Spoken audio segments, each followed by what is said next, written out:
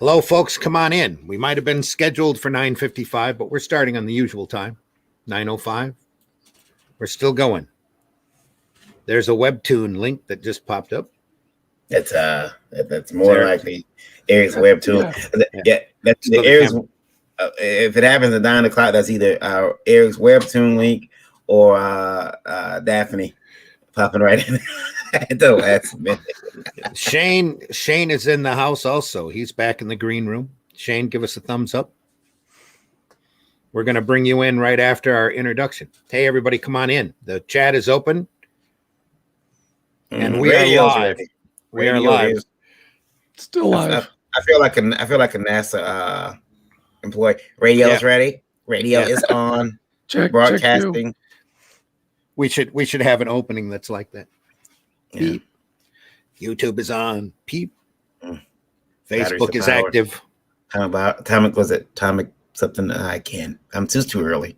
Too early to be a geek. I've only had one cup of coffee so far, so don't try. You start going into a rant about Starscream.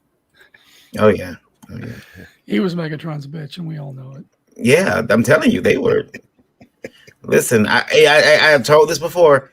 Megatron and Starscream had a relationship. I used to think Megatron. I used to think Starscream was a girl. I was only joking. Yeah.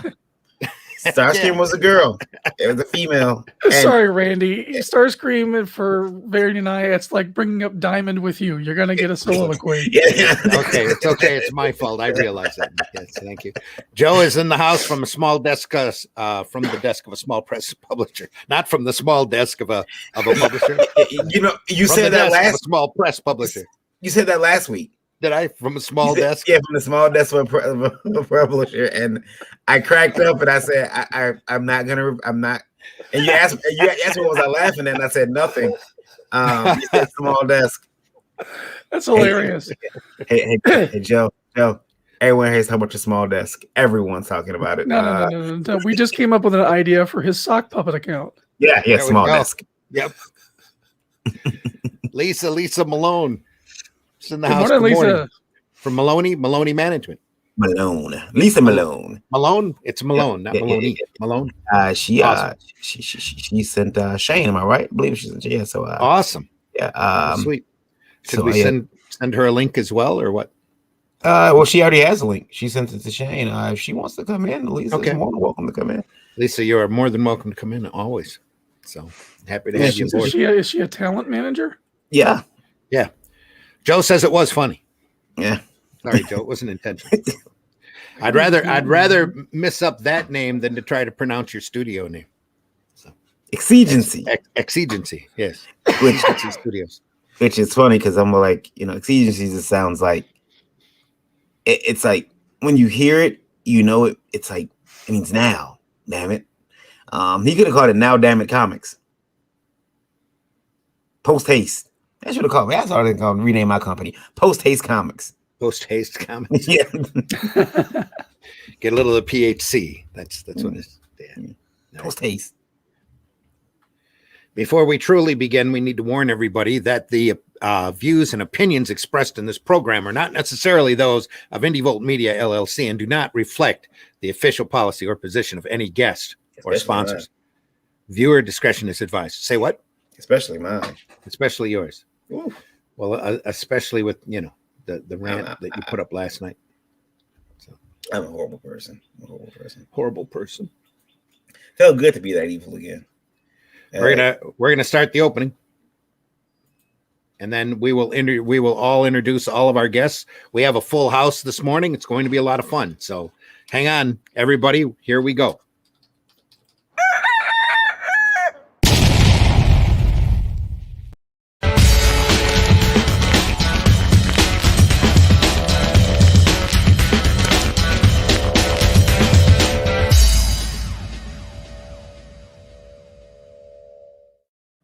And we're live. This is a horrible view. There we go. Oof, that shouldn't even be like that. It should probably live be from like parts that. unknown. It's BreaKfAsT BuZz. Dosey doing around on the screen this morning. Come on in. Yeah. All right. Hello, everybody out there. Yeah, no, Randy made a joke about my post from last night. Yeah, I was actually I made a post and I need to. I'm getting abused. But I'll talk about that later on today too. I'm just getting abused and I'm tired of it. I'm Varian Grant. I'm the founder of Indie Vault Media LLC. You wouldn't know it from my appearance this morning, but I've been making comics since 2008, which apparently gives me no goddamn expertise. I don't know anything. I'm just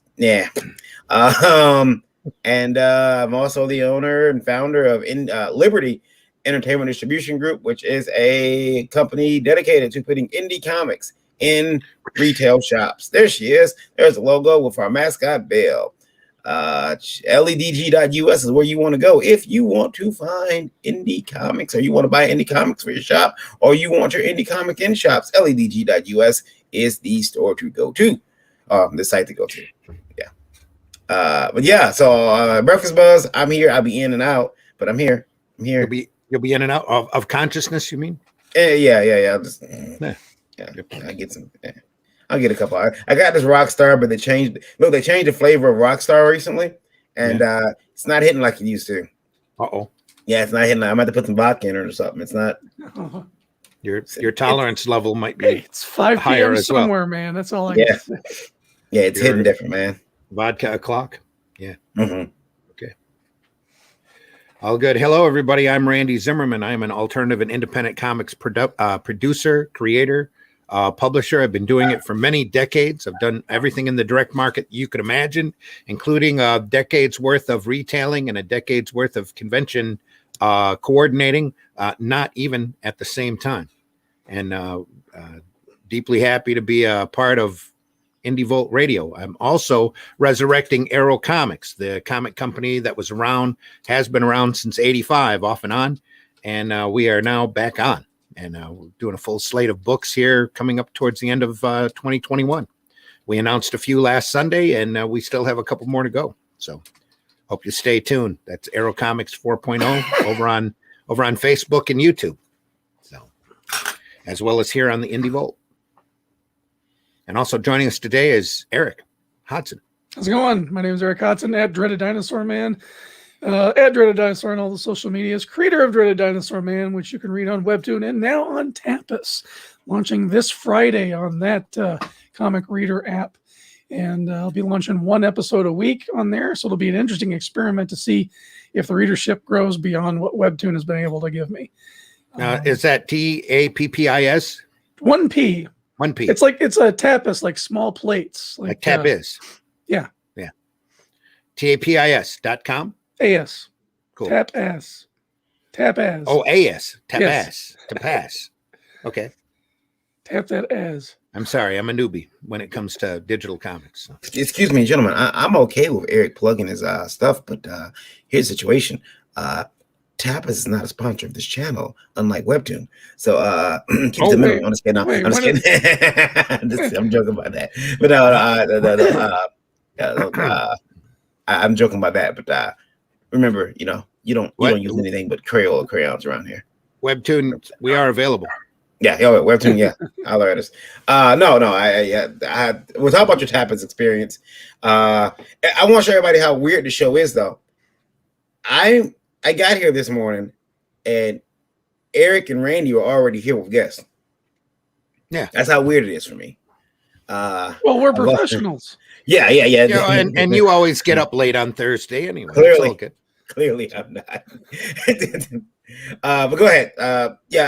We'll talk about Eric's Tapas experience, and then we'll talk to our guests about their comics today. Absolutely.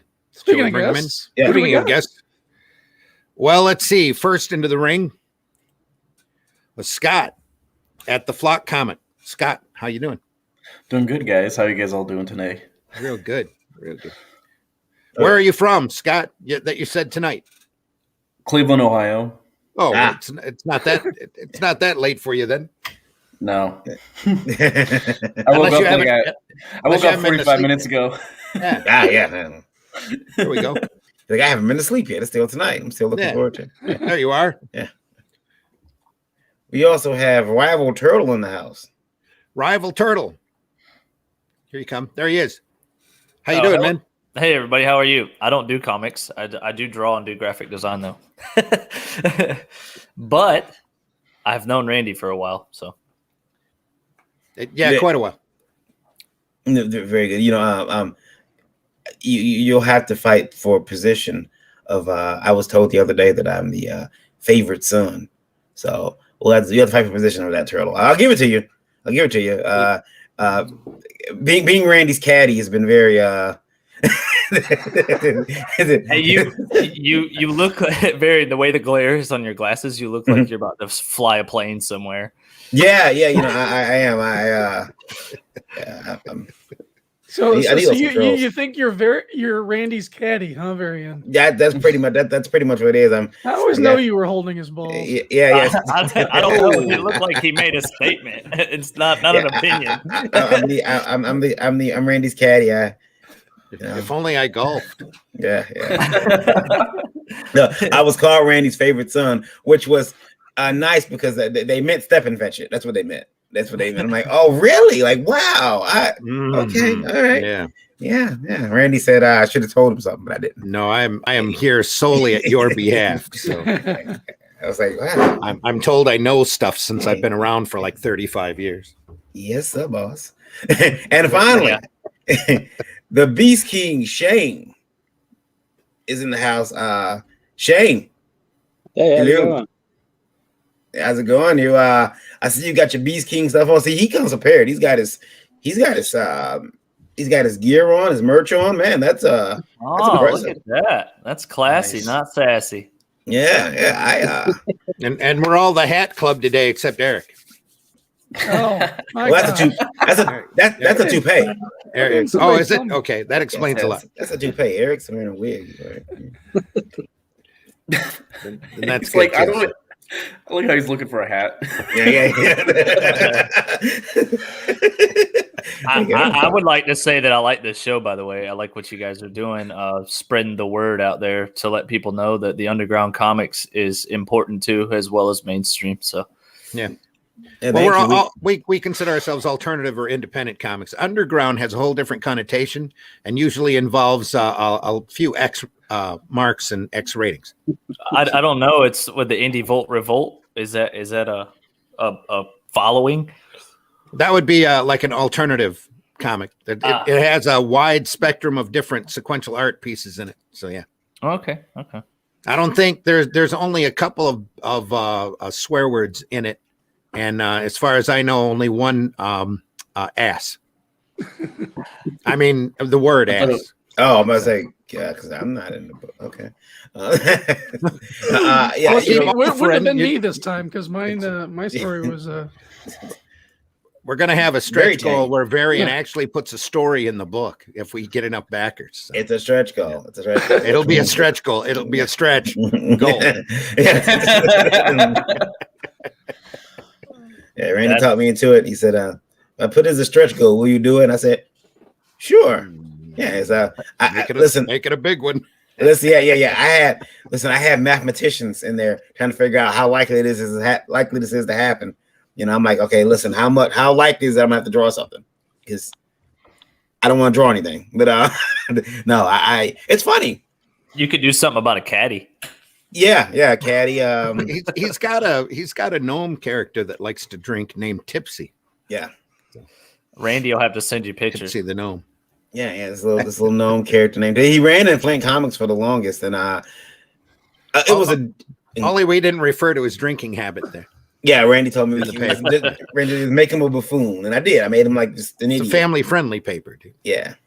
There was one joke about him getting mad at the bar. He got mad at the gym because the lady at the gym told him he can come and get a 6-pack whenever he wanted with membership, and he was upset that he went to get a 6-pack and it's the wrong kind of 6-pack. They didn't have any beer there. He was upset. He called the police.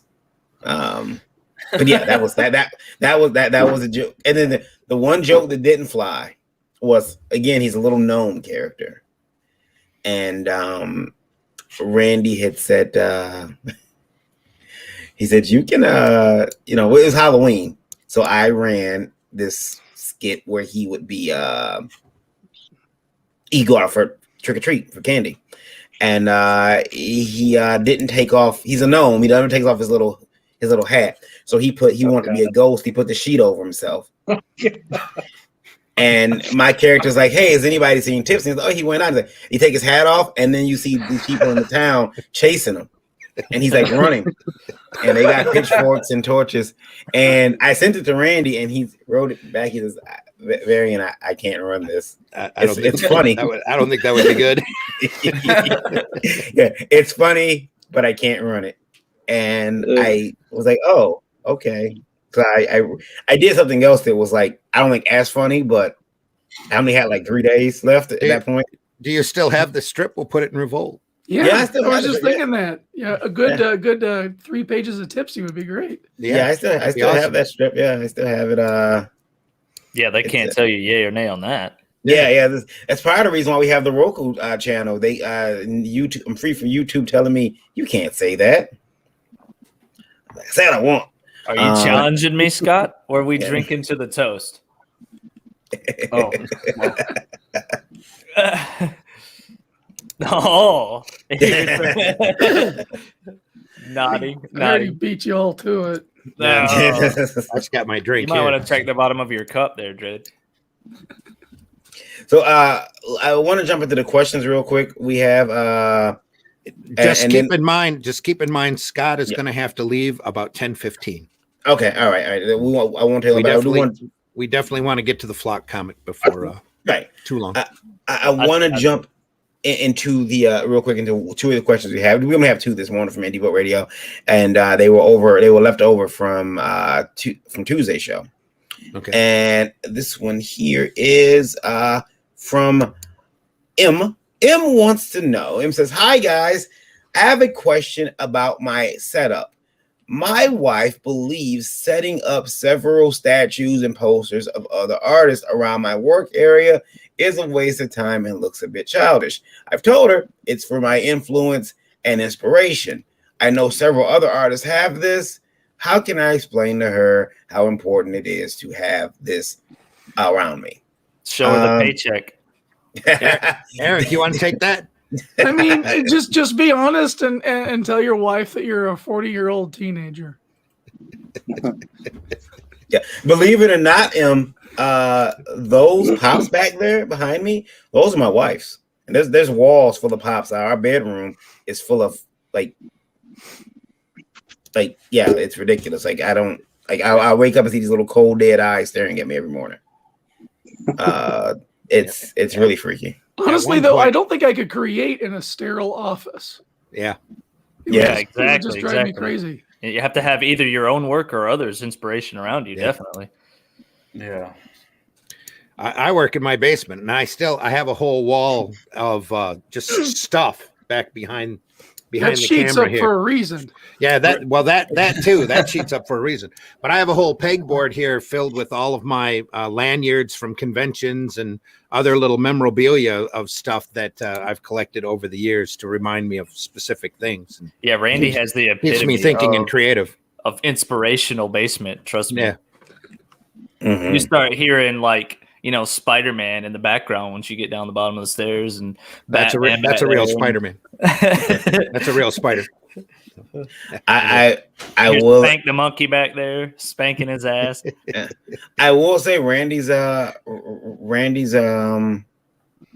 his basement is a mess. It's a guaranteed mess. When you go down there, there's like comics history down there, and there's nothing. It's like a library. He has shelves and shelves of books, and I don't know. Both sides. I know where everything just about is. Yeah. It's Luke says I snuck my comic collection into the house 2 weeks after my wife and I returned from our honeymoon. Oof. Okay. By the way, I'm a nerd. Gonna say I had a first wife. That one lasted 5 years, and this one I met while I was retailing. So she was actually one of those rare unicorns back then that would come in and buy a bunch of comic books. So I was married for 6 years, and that ended, I would say, because of my drawing and career and design career. I met my girlfriend now, and I told her, I said, "Hey, look, I play video games, I draw, design, all that stuff." She was like, "All right." We've been together 4 years now. If she can put up with you for that long, might be a keeper. Well, I got a kid out of the deal, so even more. Yep. I took my wife to her first Comic-Con within a couple weeks of meeting her and put her behind the booth, and she didn't run screaming and hollering, so I figured I'll keep her around. Yeah. That was plus it was a free booth girl. There you go. There you go. Bonus.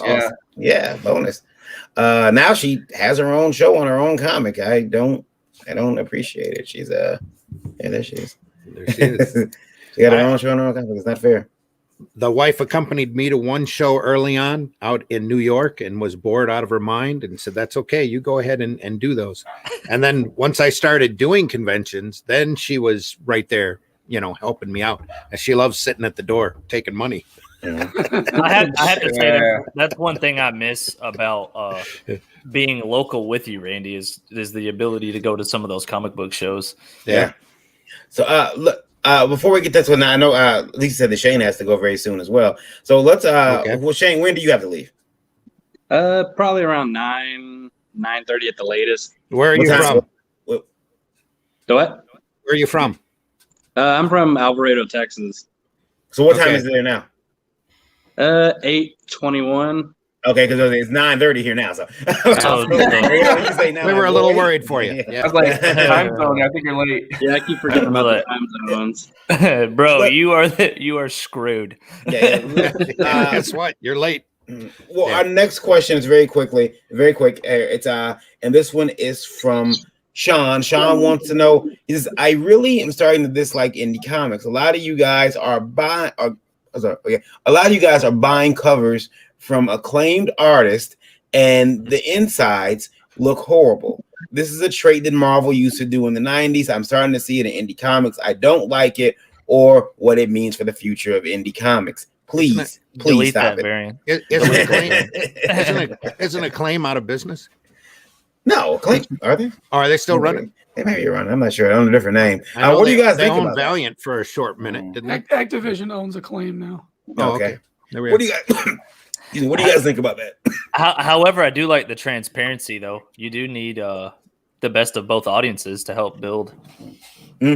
Well, for me, on my campaign, I have the standard covers that were done by the actual artists of the interiors, and then I have variant covers. It's what people do. You can't say no to variant covers. If some artist approaches you and wants to do a variant cover and you like their work, do it. Ask them their knowledge on comics. Do they have minimal? Yeah. How about you, Shane? What do you think about variant covers? I would assume that they don't have much of a background in independent and alternative comics because they're comparing what we do to the mainstream. Yep, to Marvel and DC. Yeah, because right now Marvel's doing like 25 variant covers for every book that they do. So I think they might not be talking about variant covers. They might be talking about the standard cover being a completely different artist, which that can be pretty misleading. Yeah, it can. I mean, just show your interiors on your crowdfund pages. Mm-hmm. Honestly, if I'm looking at a crowdfunded comic and I don't see the interiors, most of the time I'm not going to back it because you just don't know what you're going to get. It could be a bait and switch. Like I think that's what this person's trying to suggest is kind of a bait and switch mentality. But if you're up front and you've got your interior showing when you launch, that just shows that you're way ahead of the game on the product and gives everybody all the information they need to know to make an informed consumer decision. Transparency. I like that. Or release your first issue for free online somewhere. Yeah. You know what? I put I have stories of Dinosaur Man on Tapas and Webtoon. That's the starting point for people to jump in, and hopefully that audience will carry over and buy the book when I launch later on this year for Indiegogo. Yeah, I did that with Beasting on Webtoons. Mm-hmm. Yeah. Well, I think he cares about us a little bit. Or you guys a little bit. He commented negatively. Yeah. Let's take a look at Beast King here from Shane. Shane, this is Beast King number 1 through 4, an anti-hero tale of revenge and inhumanity. Engineered from the most savage DNA in the animal kingdom, Beast King is a cutting-edge science and bleeding edge It's cutting edge science and bleeding edge vengeance. I'm sorry about that. Those two guys look like they're about to rip each other's heads off. I'm gonna play the video real quick. Here we go. That looks cool. Everybody has secrets. I went looking for mine. And I found them.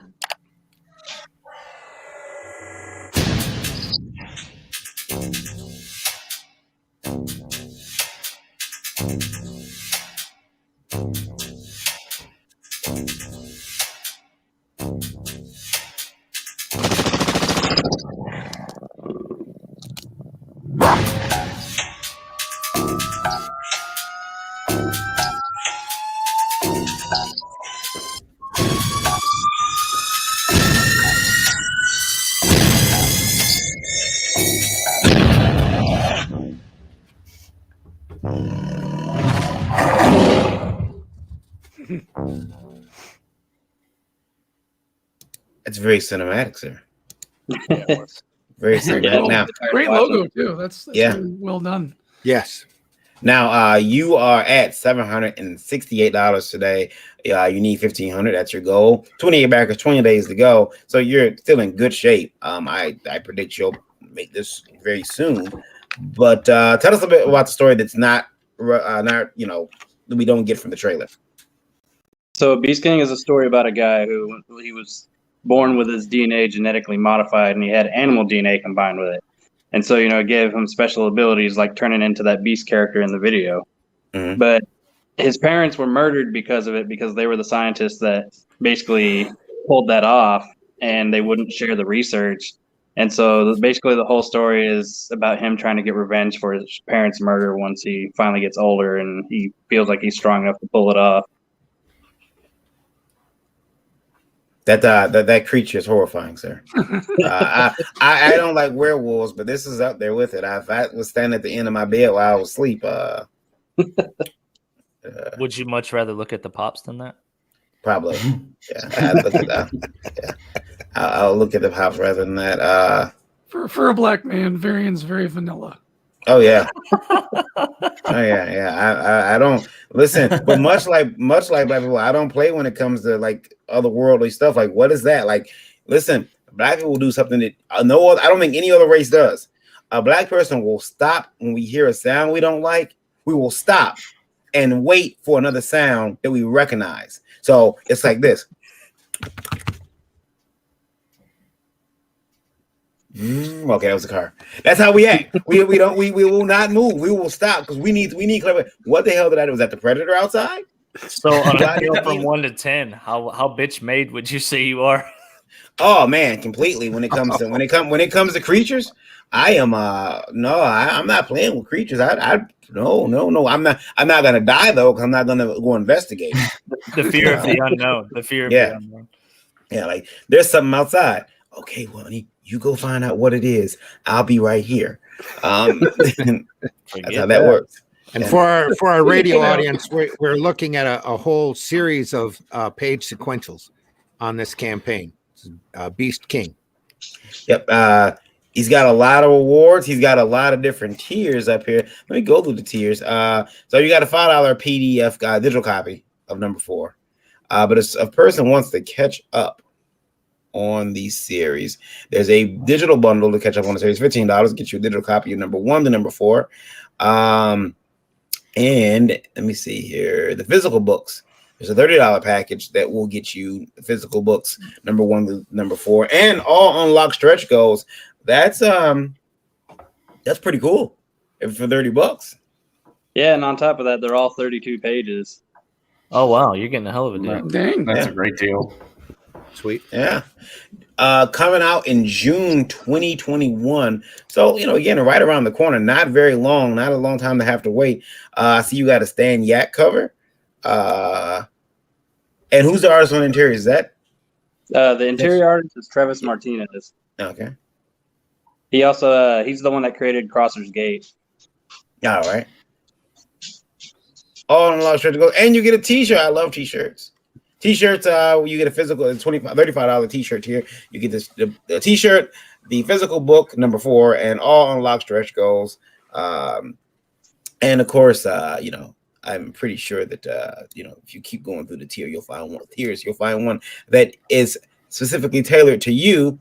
What do we got here? Retailer package, 10 physical books. Variant, you need a loan? Yeah. 5 issue number 4, 6 Kickstarter exclusive Beast King posters, and all unlocked stretch goals, $65. You need to raise that price. Those retailers got money. I'm just kidding. No. I can appreciate you charging the retailers fairly. That's really cool.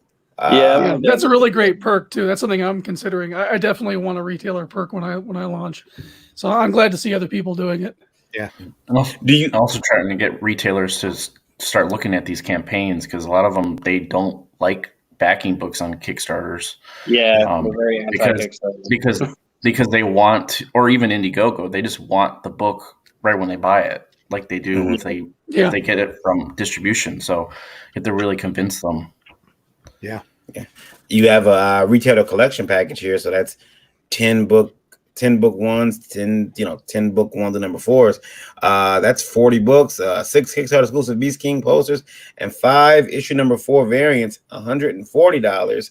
Still, looking out for the retailers, and they can't say that you aren't. Now, have you did packages like that in the past, Shane? Yeah, I actually did it for my Ungodly Champion Kickstarter, and I think I had 1 or 2 people that were interested in it, so it at least worked out. Cool. Well, this would be a perfect thing for Liberty Distribution to promote to its retailers. Yeah, we did. We went in with Michael Olden from the Embrace with Elysian Fields Pyramid Gambit for his to package and release all of his retailer tier orders because we do specialized packaging here, and it's one of those things where you make it available to the retailers so they know, hey, this is coming. You can buy it, because so many retailers, they contacted us, Randy, and they said, we feel left out. Everyone's doing crowdfunding. How come you guys aren't putting out, us? How come you guys aren't putting retailer tiers on these campaigns so that we can take part in them?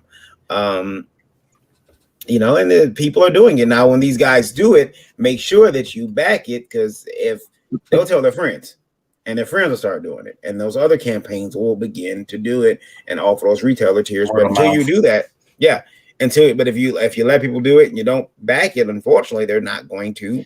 People aren't going to do it because they're going to feel there's no market for it. It's a waste of time. I've been helping Lola write the tiers to her campaign, and that's a lot of busy work. I don't like it. But I do like Beast King. You guys got 20 days to go over there and back the Beast King number 1 through 4 from Mr. Shane. Now, Shane, this book 2021 of June, is it ready? Print file ready? Yeah, it just has a few more pages that need to be made, but it'll be done by the time the Kickstarter's done. Cool. Anybody got questions for Shane and Beast King? I have a question. So the main character is the guy in the red, right? Yes.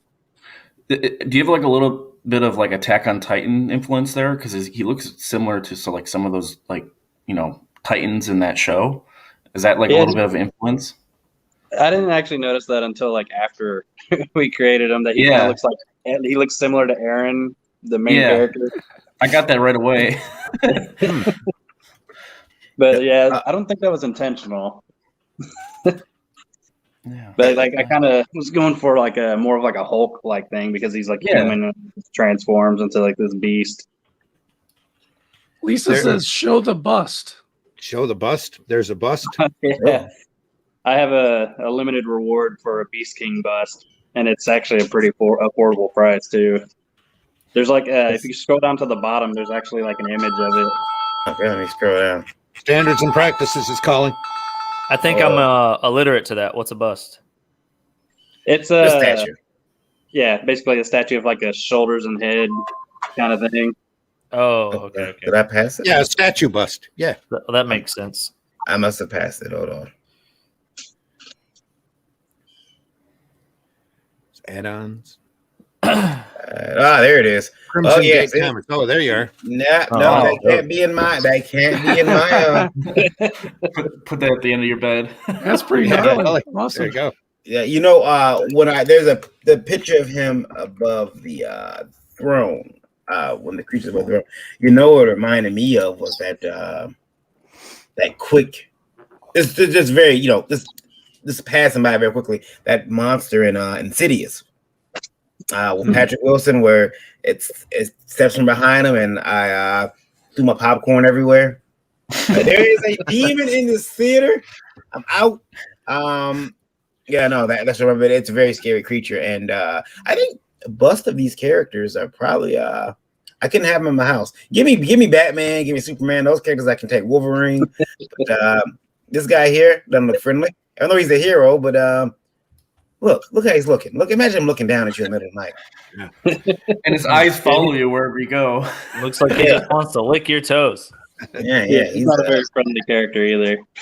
For our radio audience, we're looking at the Beast King bust package, which includes the Beast King issue number 4, the variant of number 4, and this limited edition bust statue from the waist up without the arms of the Beast King, looking very gnarly. $90, very affordable. Is that only one available? And that also includes any unlocked stretch goals during the campaign. So I think it's limited to 8. Limited to 8. Okay, all right. wow, yeah, That's a really good price for a statue. How big is it? I'm trying to think. I want to say somewhere between 6 to 12 inches tall. Whew, okay. Quite a I think range. probably more like 6 to 8 inches. There we go. Okay.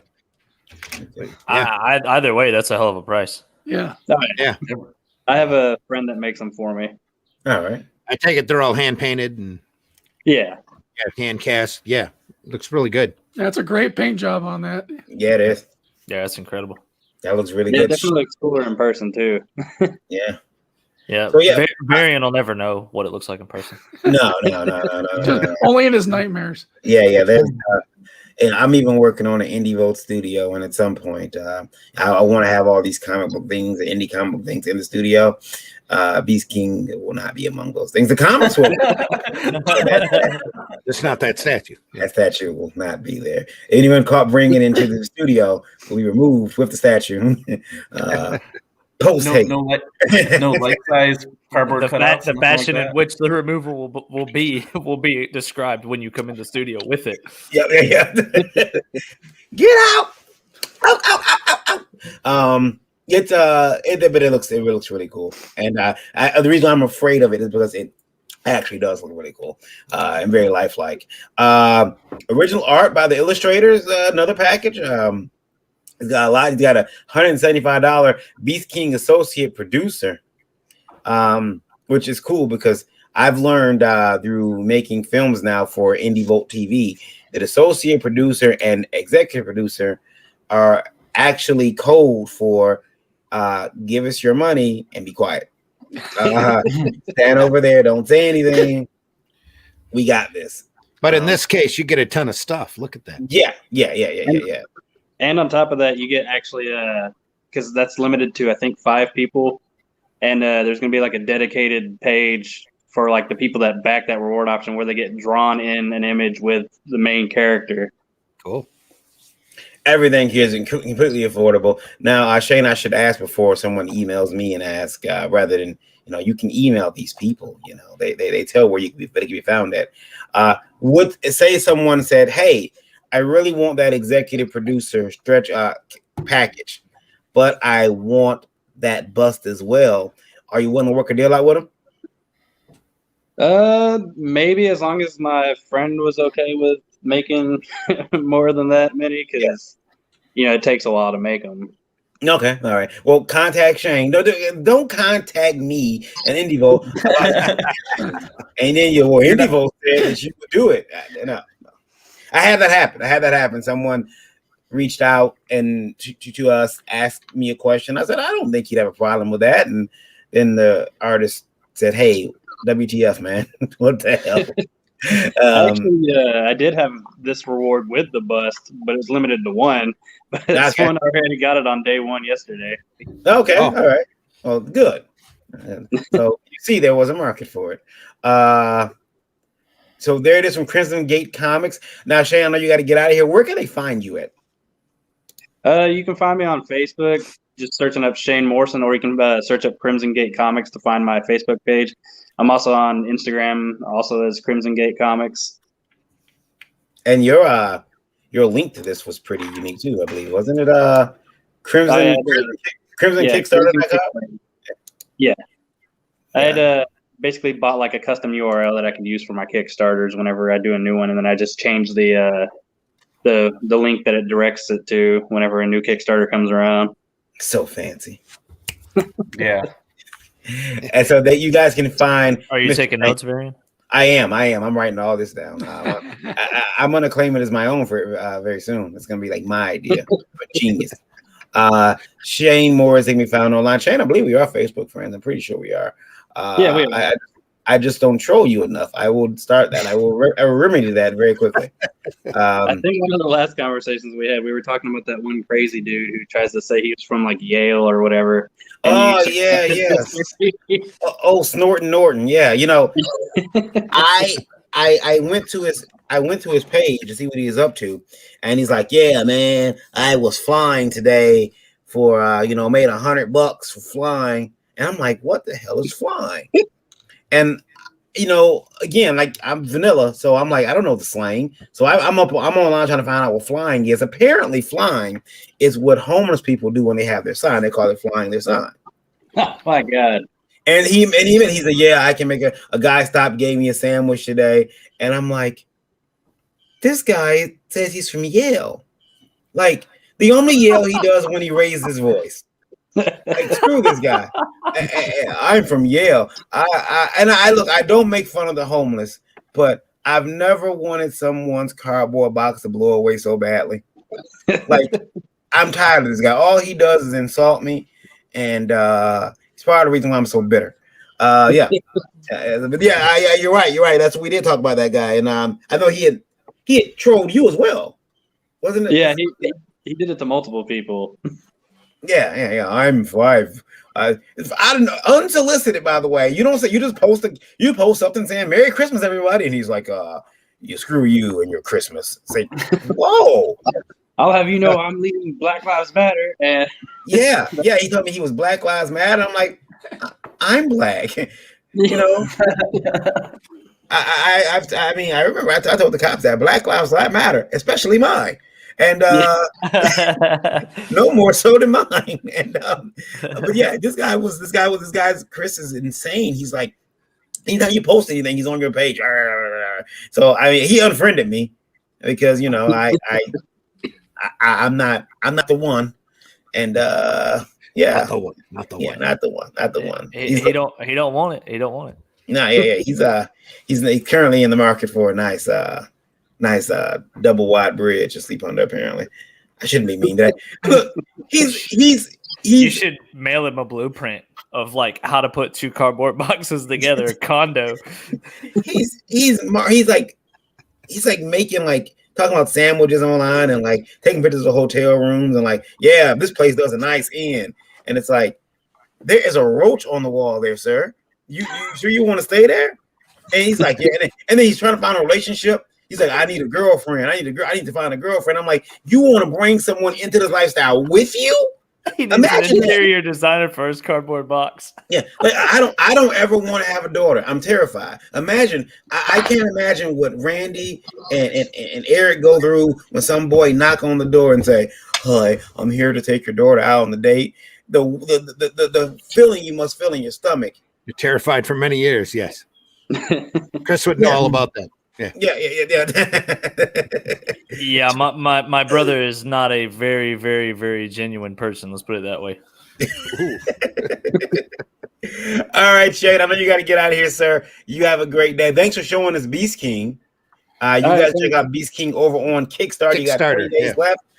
And message Shane about any of those questions that you have about trying to like split his campaign up, make him do all types of stuff. An anti-hero tale of revenge and inhumanity. Beast King 1 through 4 on Kickstarter. I wish I could stay on longer, but sorry, guys. I'm excited about that, Shane. Look forward to checking that out, man. No problem. Take care. Thanks for coming on. Yeah, you still have 20 days, so you're welcome to come back, buddy. Yeah, I haven't even been live for a full 24 hours yet. So yeah. Oh, you only had a 21-day campaign? Yeah, I do that on purpose because those extra 9 days really don't help with anything. That way you cut the middle out. You just have a beginning and an end. Yeah, get rid of that dead zone. There we go. Gotcha. Yeah, it leaves his viewers guessing. All right. Sorry about that. I was trying to bring up stuff. My computer is like trying to tell me what it can and can't do now. I'm making it do what I want to do. All right. So operator error. Yeah. So here we got. If Varian suddenly cuts out, we'll know he lost. Yeah. So here's the flock from Scott Wilson. 1, 2, 3. Now, let me see here. I'm sorry, my computer is still doing all types of stuff. Did you want me to call it up? I got it. Oh, it's not there? No, it's there. It's there. Yeah. You're good. Okay, yeah. So $925 $25 of a $2,000 to go, 30 backers, 15 days to go. Let me play the intro very quickly here. The video.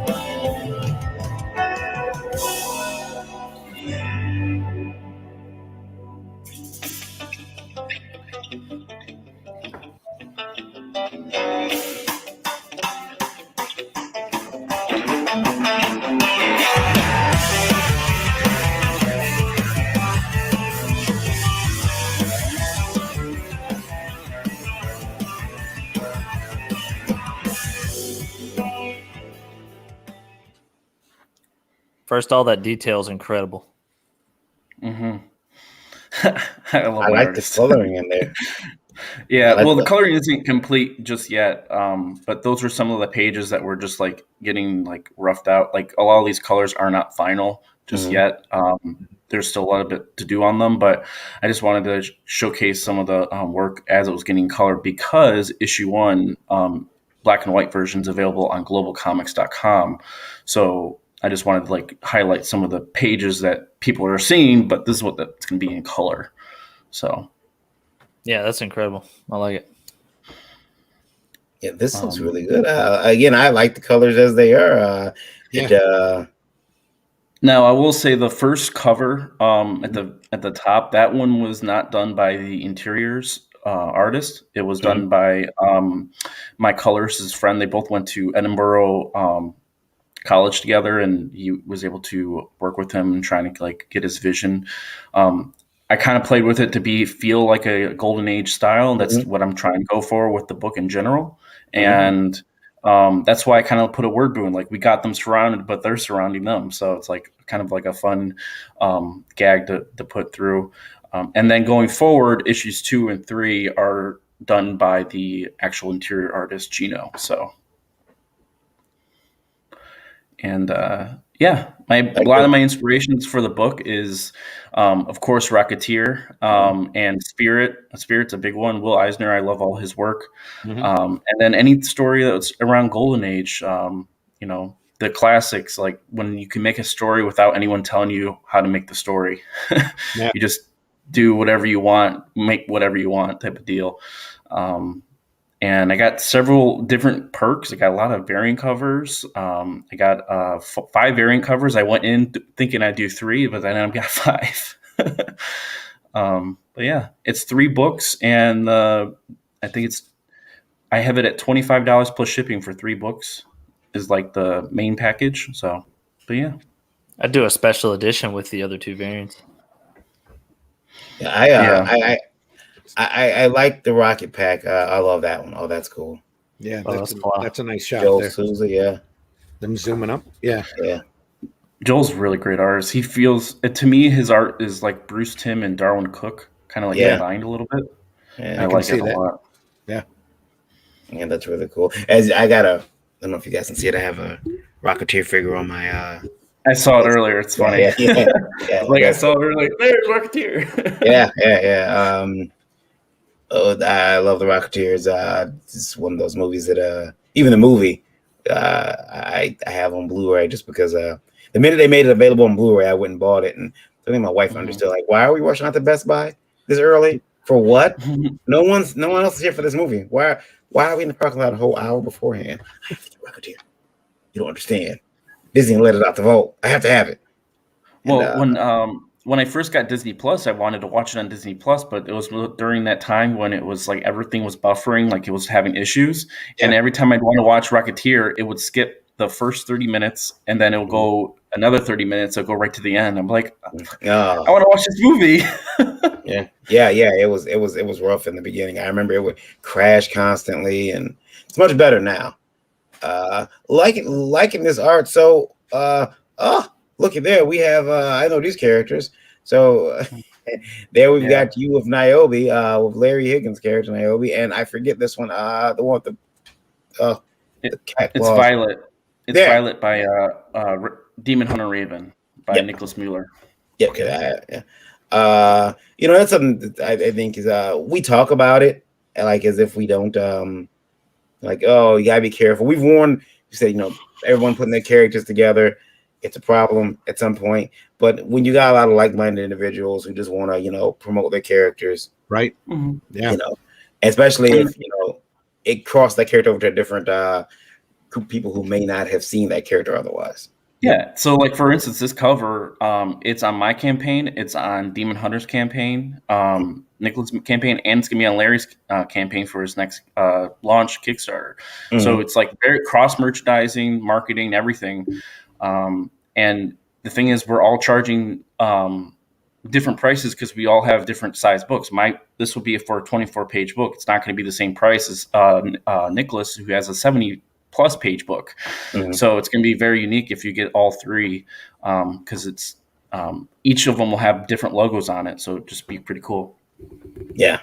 And that's going to be cool because, how often do you see that the same cover from different publishers with, different logos, but that's kind of cool. Future collector's item there, folks. Future collector's item. Here's some acrobatics. Oh, they're about to get hit. This couple here. They're dead. They don't even know it. Oh, he's dead too. Everyone here is about to get. Well, that's not bullets, though, is it? Okay, so no, it's not. So in the like syrup. The first, it is syrup. It's maple syrup. It's the first issue. It tells you there's a heist. I base this on actual true events in a way because Canada had a maple syrup heist that cost them $60 million. So I kind of played with that story a little bit. And in the first issue, there's this gang that sprouts up and just steals maple syrup, and people are panicking because they think they're going to have no maple syrup for the festival that they have every year, the Maple Festival. And, pancakes are going to be dry without maple syrup. So it's a fun gag. As you can tell, it's an all ages book. It's not to be taken seriously in some ways. It's an all ages fun That's story. That's pretty cool. And then this was done by Pete. He's on Twitter, or not Twitter, Twitch. I known him from Larry, and he did like a pinup, and I said, "Oh, I'll just do it for the first day backer." So I think about first day I got about 6 or 7. So I'm be able to put that print in there for everybody. But this is a character. His name is Jackie Oakes. He's kind of the strong man of the series. He does not put a costume on because he's the strongest guy in the city, is what he says. So he doesn't give a crap if you are going to go and attack him. He's just like, I'm just going to beat you. I'm the strongest guy in the city. So I don't need to hide behind a cape or hide behind a suit. You're just going to have to deal with me firsthand. He's also got a big ass axe in his hand, which usually might. He's a lumberjack, and he's distant relative very distant. I wrote that of Paul Bunyan. So it's like, how can you mess with the guy? Look at all that manly chest hair. Look at it. We need to He can redo attack you just with the chest hair.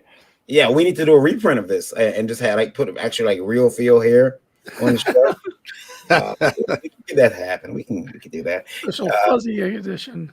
Yeah. You know what we should do? We should start a what's his name? Oh, I can't think of his name right now. Hold on, it'll come to me. There it is. We should try to see if we can start a campaign to get Nathan Fillion to shoot this.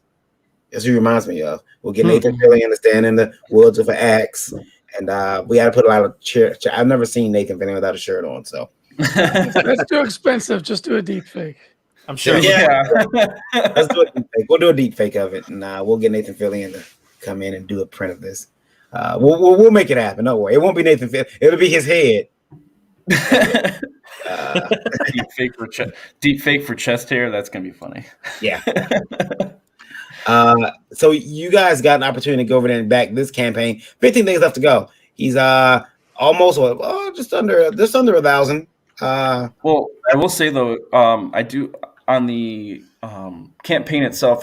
It's for 3 books, but we also have a stretch goal for a 4th book that was done by my artist friend Lafayette, who wanted to do a kind of like a one-shot piece. It's in the stretch goal area. I don't think it's in any of the perks, but he had a proof of concept, and then he pitched me the thumbnail. We did a call, and I watched that right there, up a little bit. I think it's. Is it up? But it's. I think you passed it. It's right at the right a little bit more. It's not a finished cover. I think it's some sketching on it too. Yeah. Okay. So, he had an idea for the character in the future, and I was like, "Do you have other characters?" He's like, he had a whole plethora of characters he wanted to do, and I said, "Let's just do it as a one shot," and it's just fast-paced action. It is not for all ages though, because in the first panel, a guy's head gets blown off. So I'm like, let's make this for the adults. So, but yeah, it's in the future. It has no canon with the actual Flock series, but it's pretty interesting. I like his ideas, and it's the first time someone approached me for a fan fiction. So it's like, yeah, let's do it. And that's cool that you're doing that. The only time, and I've the only time I recall someone doing that is you guys remember Stunt Dogs? It was an old cartoon. They had a comic they released, and the first half of the comic was just like the cartoon, but there was a short comic in the back it had the characters, but they were designed differently. There was a new character, 2 characters were missing. The dog was a different color, and I was like, "What the hell's going on?" And it was they kept doing this in issue after issue until the book was canceled. And I thought it was really interesting that they had these 2 canons in the comic running. I never figured out why that was, but it might be something like this where they had a friend that was like, "Hey, you know what? I want to do a version. Can I? Yeah, go ahead." The Flock Fight Night. So that one shot will be available. That's available in a tier. What tier is that? That would be actually available at a certain backer amount.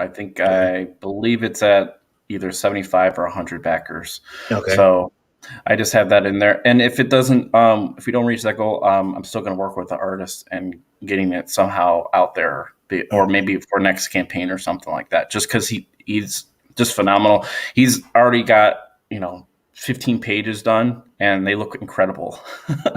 And he's doing it all himself. So he's lettering it. He wrote it, everything. So I really want to get his stuff out there just because of the amount of work he did. 67,200 listening to us live right now, Indie Boat Radio. You guys want to head over to Kickstarter and check out the Flock. Back it. He is shipping anywhere in the world.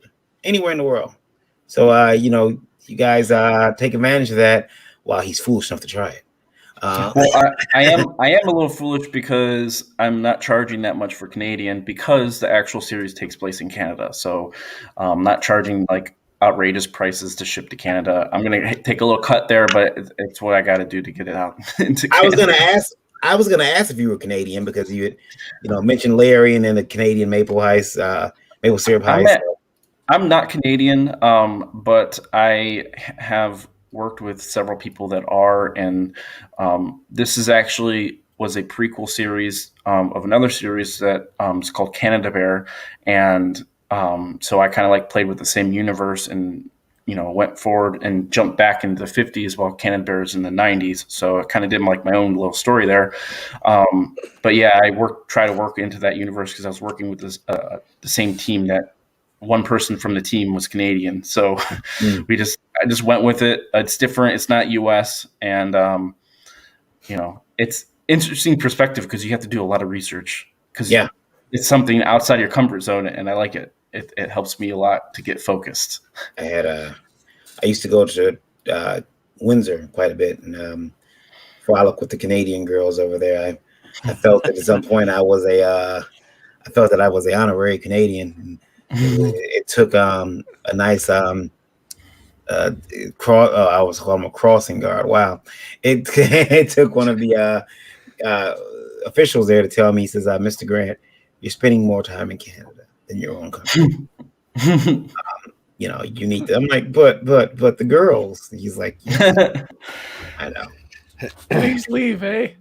Yeah.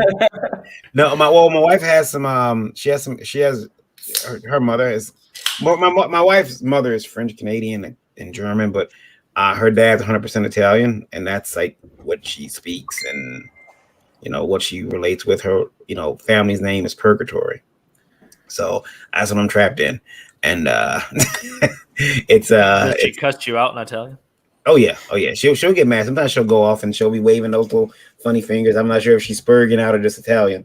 But, she generally make sure she's not behind me. I'm talking down. Oh, it's not her. Thank God. She's she's if she was Canadian, she'd be nicer. So you guys go over there and check out the flock over on Kickstarter. Flock number 1 through 3. A lot of the more backers you get, the more stuff you're gonna get. I think that Fight Night book looks very, very interesting. I would like to see that. A lot of covers to choose from here. Go check it out. Love that Joe Suez art. Fantastic cover. Yeah, Larry keeps bragging to me. He's like, I should be getting cut from all these commissions because he just sent them to right after he got his cover done for Niobe. He sent it to all these other creators, and then they're all like posting it on Twitter. He's like, I should get like 10%. He's angling for a deal there. I see how it is. Yeah. I don't blame. Got to get that money. Yeah, I'm eyeballing that guy for a Telexis print. I think that'd be kind of fun. Yeah, he did that piece for Chefs too, didn't he? Yeah. So I think I recognize the art style now. Okay, yeah, very nice art. I may have to get something. Yeah, that's pretty cool. I know you got to get out of here, Scott. So I will. I still got a couple of minutes, so I'll just chill around for a little bit. Okay, cool. Welcome. Yeah. Cool. Yeah, you're welcome to do so. Now I want to pay a bill real quick here, real fast. It's not really paying a bill; it's more like advertising. Here we go. Advertisement for Indie Vote, the Comic Book Awards. Here we go.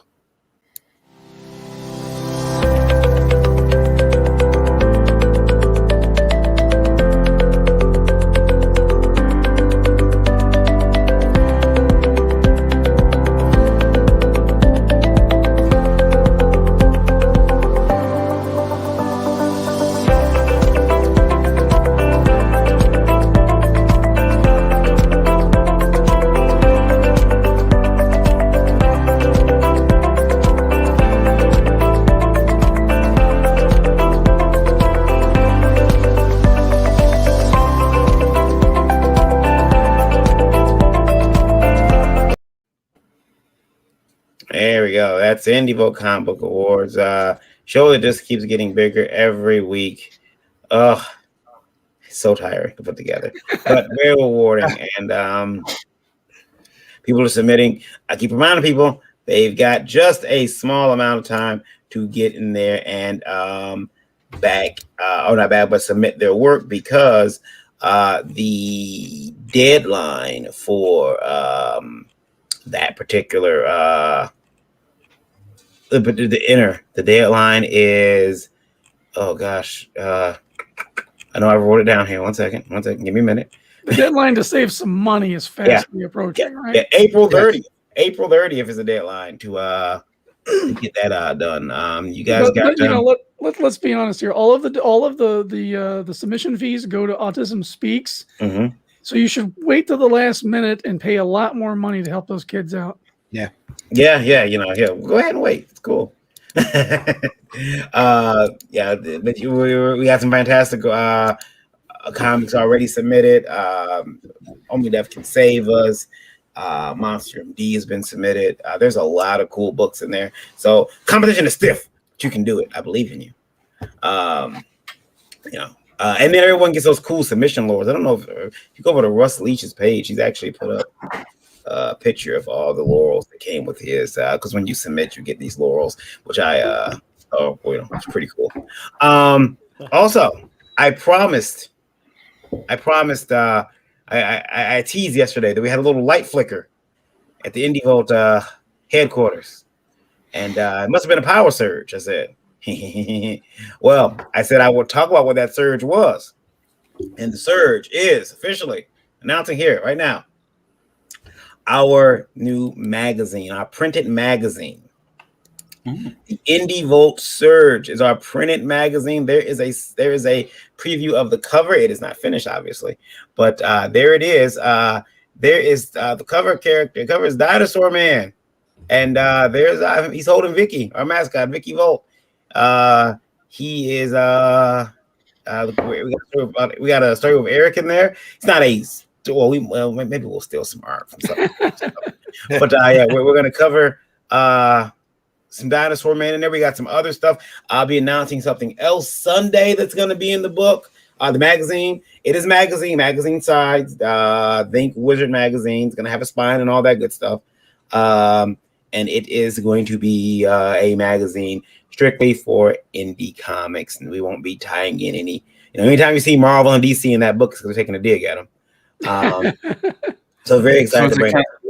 So is it like an anthology? Or is it like a Shonen Jump? It's a magazine. No, it's a magazine. We talk about the artist. There'll be some samples of comics in there. There will be some pages in there. But it's gonna be about the industry. It's gonna be, interviews of artists, just all kind of cool stuff in there. And that cover. You can actually submit if you want something in there, but right now make sure you guys are submitting to the Indie Vote Revolt, because I think that Randy has some plans on making that a semi-regular thing. Is that right, Randy? Yes. The revolt, yeah. So, but the surge is just mainly, it's Think Wizard magazine for indie comics, and that's what we like to do with it. And the cover you're looking at was actually the story of that cover is a lot. There's a lot to it, because that cover was drawn by both Morgan Austin, or Morgan Zoe, and Eric Hodson. It's actually two artists doing that cover. Those two characters. Obviously Eric did Dinosaur Man. Morgan drew Vicky, and they worked together through Photoshop, the magic of Photoshop, to get that together, and it came out really, really well. That was a lot of fun to put that together. It was neat seeing, because basically all I did was I had like a silhouette of the girl's pose, just like a big empty blank space shape. Yeah. And I fill that with woman. And send it to Fill with woman. Yeah. And it was really cool to see that come together. And this is looking great, dude. I love what you did with the background. The logo looks fantastic. I mean, it really pops. Maybe we should add the guide to indie comics up there, just to kind of give another snipe at Wizard. Yeah, maybe we I got stock in Wizard. What are they gonna do? Sue me? They ain't got the money for a lawyer. I'm just kidding. I could do that. The guy at the indie comics. It's really fun to do this, and I'm excited about doing it. So guys, look out for Indie Vote Surge magazine coming to you very, very soon. We're looking at May as the month for it to ship and be able to be in your hands. But yeah, where can you get that? Because I like to look that up. well, we are working through a lot of ways to get to people. Obviously, be able to order on indievolt.com, be able to order it. I am actually looking at. I have secured a distribution deal for the magazine outside of my own distribution company. What? Yeah. With the distributors of magazines, T&G, so that I can get it in Barnes and Noble. Ooh, smoking. Yeah, so you got to get it there. That's hopefully, hopefully it sells. Please buy my book. I feel like that guy with the you remember that guy? I forgot what he was selling, but it was different versions of it. And he'd look at the camera, so earnestly, and he'd say, "Please buy my product."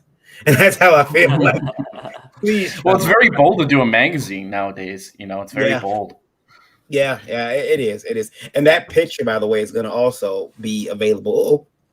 We lose. We lost Shane. Yeah, no, we lost Scott. That was Scott. Oh, but Scott. Yeah, Shane already left. Yeah. It is going to be. He's welcome to come back if he can get back in here. It's going to be available as a print inside the book. So unfortunately, it's going to be stapled. But yeah, there he is. Hit the wrong button, huh? Yeah. You there? Yeah, I'm good. Okay, I don't know why my internet just gave out for a sec. We had that happen Sunday with StreamYard in general. Had to do a 2-part show. Yeah. Everything just stopped. So yeah. Yeah, it was really weird. Yeah. I came in, I was making the ugly face, and then I guess they figured I was too ugly and took me off. Must have been. He was on his phone at the time. They said enough of that. Yeah. That's cut it right out. Variant's fault. Variant's fault. It is. Well, Scott, you said what'd you say before you left? You had a question? I don't even know. No? I just gave out. So yeah. I was just saying it's very bold that you are doing like a magazine. And but I think it's going to be great to have like a central location to do like indie guide, like doing interviews with new creators and trying to get people's attention. And it would be great to even if you sold it to actual shops. So it'd be like, a catalog type of deal. So that's going to be really cool. Yeah, so we got to get it into like marijuana and smoke shops. Yeah, that too. Yeah. Shops. I'm retailers are more. I think the politically correct term is vape shop. Yeah. Retailers are more than welcome to carry the magazine, and it'll come with some rolling papers in the back now. That's really where we need to go. We need to start getting into the dispensaries. There's so many up, and there's so much money available there. So. There's a dinosaur head on a man. Like, how much more perfect would that be if you're at a shop? You're like, whoa. Yeah, it's the acid is speaking to me. Yeah. It's I was a little worried. I said when I did the piece of it, I said, I told Morgan, I said, hey, tone Vicky down a bit. Don't go too crazy with her. He's like, okay, and that's the highest her short's ever been. That is the highest short ever been. I'm like, because when he's drawn her before, her shorts weren't that high. A lot of side boob too. Yeah. I'm like, this isn't Savage Dragon. Come now, guys. Yeah. No. For myself, it's like after I saw the finished product, I'm like, I think I drew him a little more sinister than he actually is as a character. He looks like he's having a snack, not just holding a dame. Yeah. He's It's like 1 minute later is not going to be good. Well, seeing that makes me hungry, no doubt. It's like you see her shorts there. Now that's me. That's me more giving Morgan free reign, which is great. Give him free reign. This is me telling Morgan, no. This is Morgan without no. Well, Dinosaur Man's hand is keeping her modest. So it is. He's copping free feels. But yeah, I'm excited about the magazine, and we will have it out to you. That's not the final cover, obviously, but I mean, everything is pretty much. There will be minor tweaks. Yeah, minor tweaks, and but I want to show it to you guys as we brought it together. It's going to be available to you all, and it's going to be priced very fairly. It's not going to be, I picked up a book called Comic Artist Magazine. It's actually a magazine aimed at comic artists, so they put one out a year, and I paid through the nose for that book. I'm like, how much for this magazine? $29.99. I think it was like $19.99. And don't get me wrong, it's a nice magazine. It has some tutorials in there. The paper's crap. Yeah, it probably would have been thicker there to use better paper. Oh, Does Blue Line still put out their sketch magazine, or did they can that? I haven't seen a copy of Sketch magazine in a long time. So yeah, it's probably not coming out anymore. Yeah. That used to be a good magazine too. Really. Oh yeah, I loved it. Yeah. I remember getting a couple copies of that. It came with something I bought. I think it came with a set I bought. I forget who was on the cover. Omi? Yeah, I think it was. Oh well. I got a magazine now. Me, Eric. Mine. Yeah. I say that, and tomorrow, like, there's like 18 more magazines to pop up. Sure, they're coming. Like, he can't have a magazine by himself. F that. I'm gonna get in there and do it. And of course, any retailers out jokes there. on you. I'm creating one now. Yeah, there we go. Any retailer out there, all you have to do is sign up for Liberty Distribution. You'll be able to get access to that Surge magazine. Yeah, and you'll be able to get access to it and get it right to your store, or you can sell it to your customer. Mm-hmm. Yep. I got to head out, so thank you guys for having me on. I appreciate it. Scott, thanks for coming. Great talking to you guys. I'd love to come on again if ever. So always. Yeah. You're part of the Indie Vault family now, so just let us know if you see us live and you want a link. We'll happy slide it to you. Awesome. We want to keep track of the flock, so definitely. Thank you very much. Have a good day, guys. All right, you too. Take care. Maple syrup robbery, folks. The flock. Yeah, I love that he's the doing creative a Golden Age process. book. I like that he's doing a Canadian superhero. That's that's really cool. So Turtle, you said you do graphic design and digital. Yeah. Work. Yep.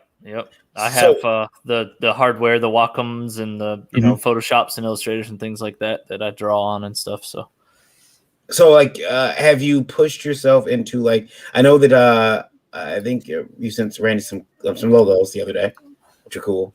Yeah. Openings, but do you do logo design? What are you? I'm trying to figure out how I can make the comic universe use you.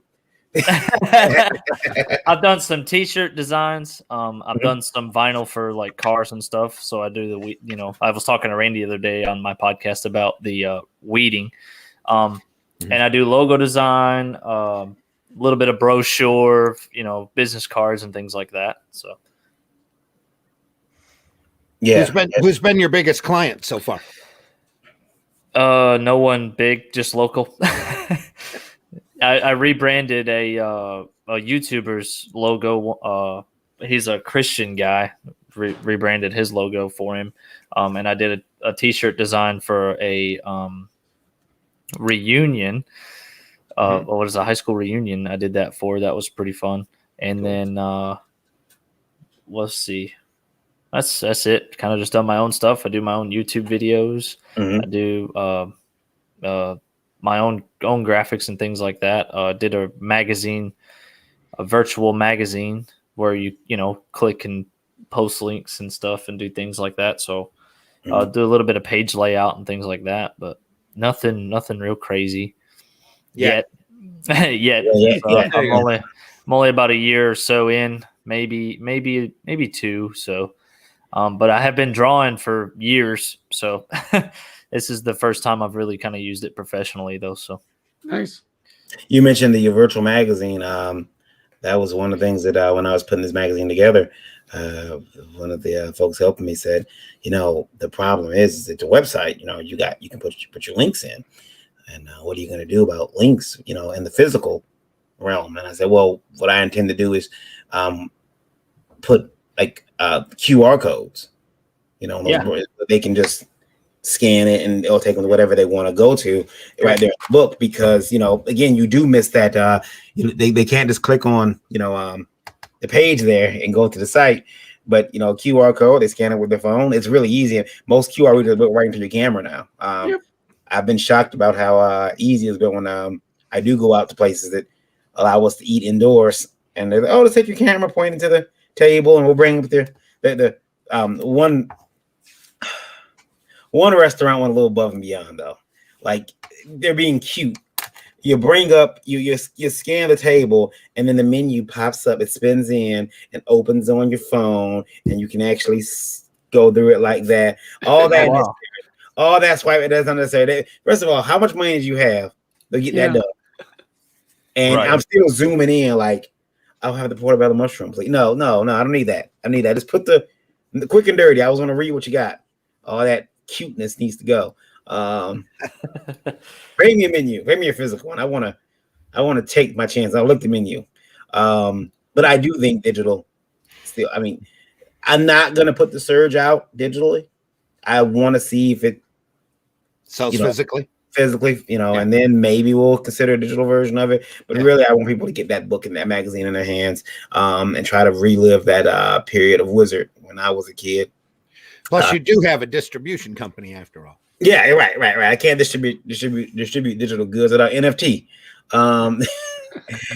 It's a magazine. Is like I've been telling people, it's one half Wizard, one half Game Pro. It's like if those two magazines had a baby, that would be Surge. And Jake said, "Let's get physical." That's right. Imperium Vote says the key factor is they got people really talking about outlaw comics. Outlaw comics. Those big interviews where they just flip past the jobbers to get to the weird fringe comics are very interesting. Yeah, if you saw the episode there on Kayfabe where they broke down Caliber Presents #1, if you look close enough, you can see credit to me on there for some lettering I did on Night Streets. And I was constantly going, don't mention my lettering. Don't mention my lettering. That was a horrible job. Don't mention my lettering. and thankfully, just that. No, thankfully they didn't mention it. So it was all good. But it wasn't as bad as I remembered it. So I've done a lot worse.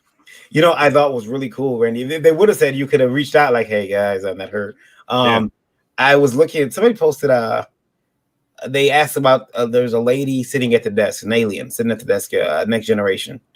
And they're like, anybody got a backstory on this lady? One day she just she showed up, she was in she was in an entire series and 2 movies. And someone said, oh, just an extra that snagged the permanent part. And then the person posted something that I'm a little more than that. And like, is this you? And she's like, yes. And she writes, it's funny how a person from the show can actually lurk in the comments and group and not be noticed. Mm-hmm. So she was actually one of the actors from Star Trek Next Generation is actually in the Star Trek group. It's like, wow, you got to shut up when you're talking, because now you don't know who's in the group. You'll be saying, oh, this person's a horrible actress. Really? You know, I'm right here. So you're talking about the magazine. I got it pulled up here, the one that I did. Yeah. It's not comic book related. It's not really art related. It's a remodeler magazine, but this is types of things that I could do if I can share my screen. Yeah, go ahead. Yeah, sure. Let's take a look. Yeah. Pull that up. There we go. All right, let me see here. Oh, there we go. So this is the magazine I did. So this is the cover. You see how it's got the price and stuff here, and these are the arrows that you can click on, and it'll take you to different pages. Mm-hmm. So, and then this here is a hyperlink, or you could take you to an article about the magazine, and I did this whole page layout. I did all this, so all the graphics and everything. So that's cool. I like that logo, the Remodeler magazine. Now, did you came up with the content? No, they gave me the content, but okay. Yeah, all I had to do was just put it together in my own style. So, right. And this was just online? No, I did it in Adobe InDesign, and we had to create a publish online version. So this here, like if I was to create a kiosk or something like that with, you put the child locks and all that stuff on, it might sound crazy, but you put the child locks on so people don't go any further in the tablet other than the magazine. So you would use things like this. You could create different, for like comic book, you could do different contact sheets for like different covers, different pages that you might want someone to see, or different information in that you want to see. It will only allow you to see what you want them to see. So that's kind of how this is here. So they only allow you, like this hyperlink will only go to that specific area. That's it, nowhere else. Cool. So yeah. Luke Stone's in the chat. He says, gonna need to talk. I have an RPG I need to set up for print. RPGs. Yeah, he mentioned that. That's they role on playing. his, That's role playing game. yeah, he put on his Facebook. I was scrolling through Facebook and I seen that he mentioned that he had an RPG, hybrids RPG. Cool. I I've played a lot of D&D during my time, and I tried to get my son to learn it, and that was like pulling teeth. My son's very practical; he's very logical, and D&D is not something that he can comprehend. He's like, why would I do that? At the moment, yeah. Why are there dragons? I don't understand why there's dragons. Look at that. Yeah, that's a bear I drew. Oh, nice. That is That's very cool. Yeah, very cool. Now, Turtle, you're out of Michigan, correct? I used to live in Michigan. I don't know more. So From Michigan, yeah. He's out of South Carolina, right? South Carolina. yeah, I'm in South Carolina. Yep. Are you near Greenville? Yep. That's something else I drew. Oh, nice. Bitcoin. That's Eric's symbol right there. Bullish Bitcoin. Yeah, illustration. actually, I've got an intern position for a company called Token Metrics. So I'll be working on the graphics for their TV series and stuff. That's Cool. neat. So you're near the Greenville area. Have you ate at Henry's Smokehouse yet? No. Oh, you got to go eat there. You're not something weird like vegan, are you? I'm just kidding now. Eric takes me around to all the good restaurants, and we go to. That's what happens when you do a lot of traveling on the road to conventions and then. Yeah, a lot of good Yeah. restaurants. I spread the word too, because I told a guy he was getting ready to go to Georgia, and I said, "Hey, you got to stop by the Smoking Pig. It's in Valdosta. You got to stop there. Yep. It's Yep. delicious. Make you slap your mama." And Yeah, Henry's Smokehouse has the best sweet potato casserole I've ever had. I could eat a whole tub of that. Wow. Imperium Vol says, I lived in Greenville, South Carolina for a while, back in the 70s. Yeah. Back in the 70s. That's not what's your password? Don't dox yourself. One second. Let me Yes, please go. hide the screen for a second. Don't dox There we yourself. go. Yep. Because some people be like, I'm getting in Turtle's account. I'm gonna Yeah. give me some. I'm just trying to pull up my Behance so I can show you some. Just because they can, they will. Yeah. Hold on a second. There we go. I got the profile up now. Let's see. All right, there we go. I'm gonna so- dox him. I'm gonna hack into his stuff. Yeah, this is that's computers. I don't like Google Chrome. It's acting really weird. But this is a design I did. This is a composite image. Mhm. So Ah, but it's not a sponsor of you guys, but yeah. Yeah. Yeah, we'll work on Pepsi. We'll work on. not, Do you use that Adobe Dimension for that? no, I used Photoshop and Oh. Photoshop and Illustrator. That's cool. So this is something I drew. She's got This- arrows. She's amazing. That's something I drew. It's got a Barry Blair Elf Lord vibe to it. That's a deep cut. Are you now? You are available for commissions though. Yes. Yep. So you guys reach out to Turtle if you need to get yourself a commission. You want something fully rendered, much like this. It's gonna cost you thousands, but he can do it. Now I don't know how are your prices, or would you say they're comparable or fair? Or, Yeah, I try to do like an individuality thing. So I usually try to like meet with the client, see what your problems are, like where we can come up with an agreement. I'll drop a creative brief, and then we'll follow that creative brief from the start of the project all the way to the end. Cool. That sounds that sounds fair, because I mean there are people who come in. I remember I had a gentleman do a logo for me, and he did the logo, and he came to me and he said, my brother does logos. I said, oh yeah. He says, yeah, and he told me that some companies won't even let you in the door if you're charging less than $2,000. Now he and I had already agreed on the logo for $200, but I guess Usually, like, if we take psychology classes in school, and usually you try to do the judge of character thing. Yeah. And then you try to find that happy medium, the thing that, what can your client charge? But you start thinking about things like you don't usually, the rule of thumb is you don't want to go below $700. However, starting out, most companies are like, hey, I'm on a budget of like $500 for the total brand value of my company. Mhm. That's not an exact amount of number, but I'm just throwing a number out there. So you start thinking about, well, what can this person charge? You know what I'm saying? Yeah. Charge them royalties.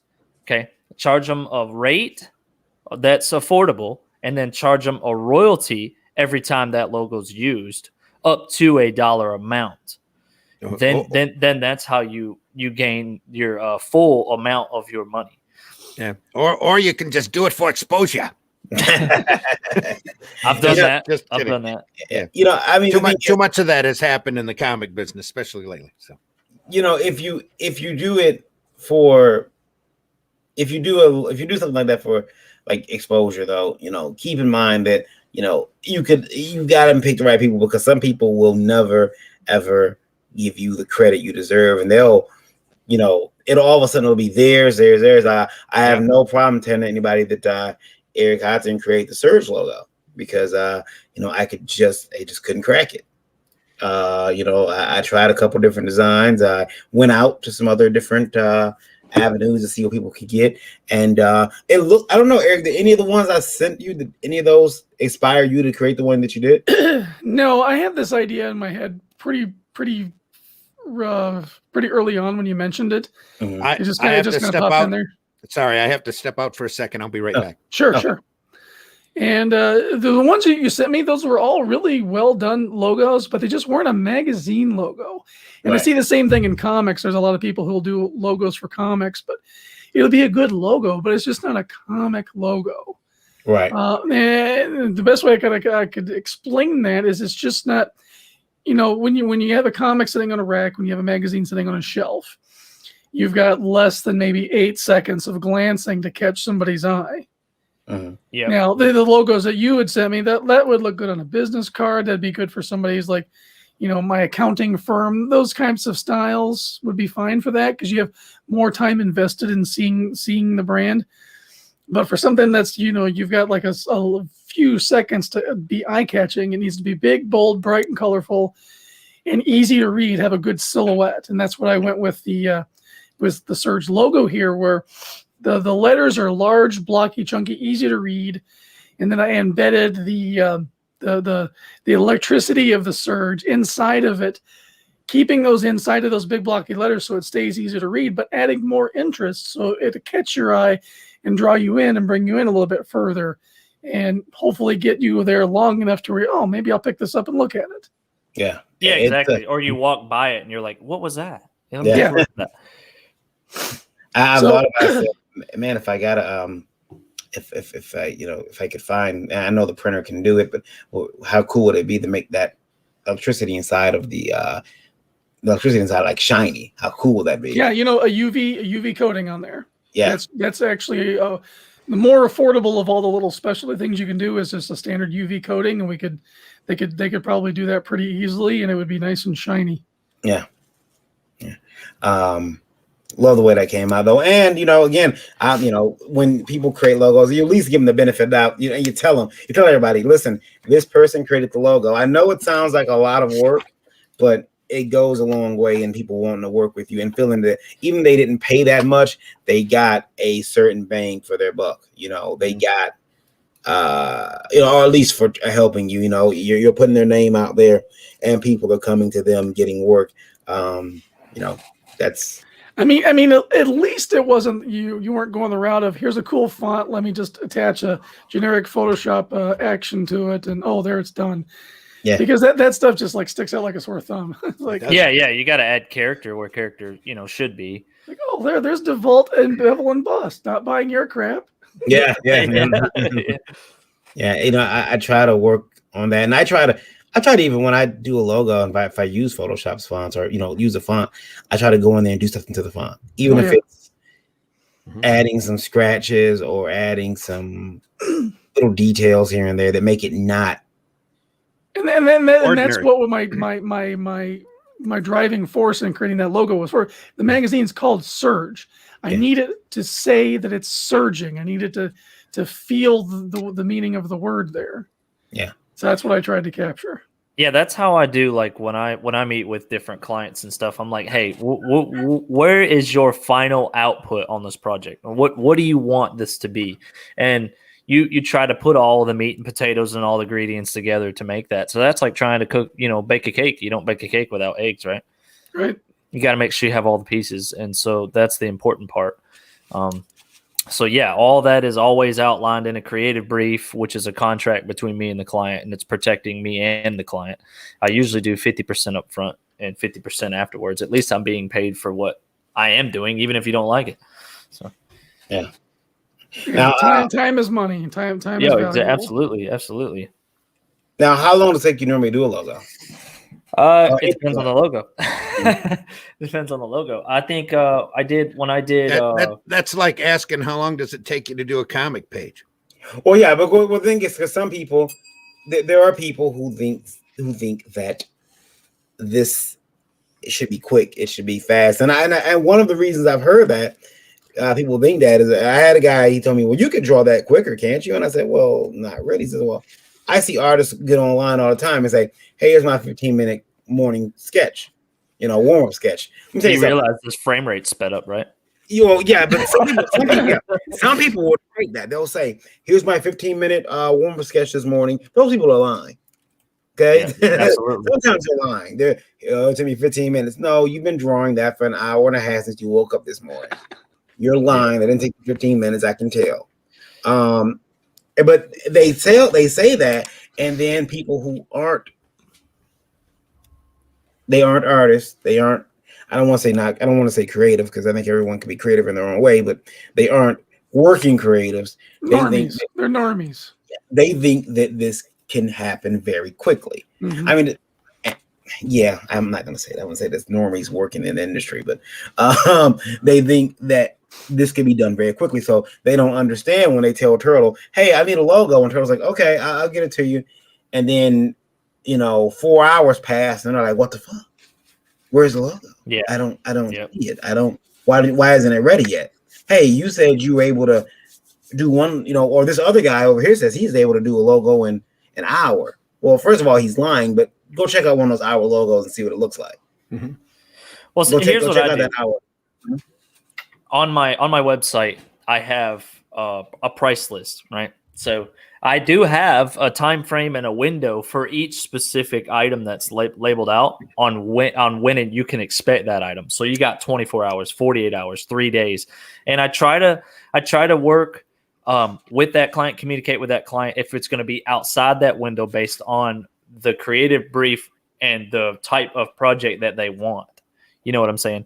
And then if I can't achieve that, let's say in 3 days, then I'm losing money. That's my problem, not theirs. Mm-hmm. I think too, the other thing is we tend to think that people have 1,000 hours or they have staff. Like if I ask Eric to do, a logo for me, which, in this case I have, there you go. It took Eric a couple of days because it wasn't, first of all, he has paid work he's got to get around to doing. There's a lot of paid work, a lot of commission work that he had to do, it was already, coming close to being due. So he had to get that done. Mm-hmm. And, it's one, you have to understand when you hire somebody, you're kind of working on their time. You give them a deadline, you tell them when they need it, but you respect them, enough that you give that artist or that creator the time they need to make it right. I guarantee you, most of the time, if you give them the time that they need, you're going to like what they produce. Exactly. You're going to have that eye-dropping product that you need, Yeah. I had a gentleman reach out to me years ago, and he says, listen, I'm behind. I need an extra week. Luckily, I had planned for that. And I said, no problem. Take the time that you need. And the image he turned in to me was fantastic because he had that extra week. He had that extra time. Whatever was going on in his life, he was able to sort through and, it showed in the work. Mm-hmm. So give these artists time. I see we got some more. Is that more Bitcoin? No, this is a Pokemon here, and I drew this back here too. I drew both of these images. That both of which took time. They're like 8-9 hours a piece. So, but I was trying to teach. I got a buddy who his son is really, really good into Pokemon, and that's actually one of his Pokemon cards, the bull there. That's Tauros. So he was like, draw Tauros for me. And I was like, all right. Well, I'm like 5-6 hours in, you know, and I finally sent him the picture, and he was like, why did it take so long? I was like, you can't rush greatness, dude. You know, you can't rush greatness. So quality takes time. Yeah. You know, it's like, if you really want the effort, you know, you want the product that you're imagining or the product that you've got in your mind. Like I woke up in sweats last night. I was like, I have a great idea. Woke up, made coffee, forgot what the hell I was talking about. I should have woke up that time and wrote the idea down because, you know, some of the greatest things happen at night. I gotta keep a spiral pad with you as often as possible, especially at your bed, your nightstand. Randy, you have been so full of ideas. I love that idea. Got to do it. Yeah, that's how Superman was made. Siegel and Schuster set their alarm clock for every 2 hours and got up and wrote down what they were thinking. See, I used to keep a notepad, but now I just reach over and just do the notepad on my phone now. I was gonna say I do the more digital approach. I have an iPad next to my bed. You can always send emails to yourself and hope that Google Voice deciphers your what you're saying well enough for you to understand it. At 3 a.m. with a goober the size of Texas in your eyeball.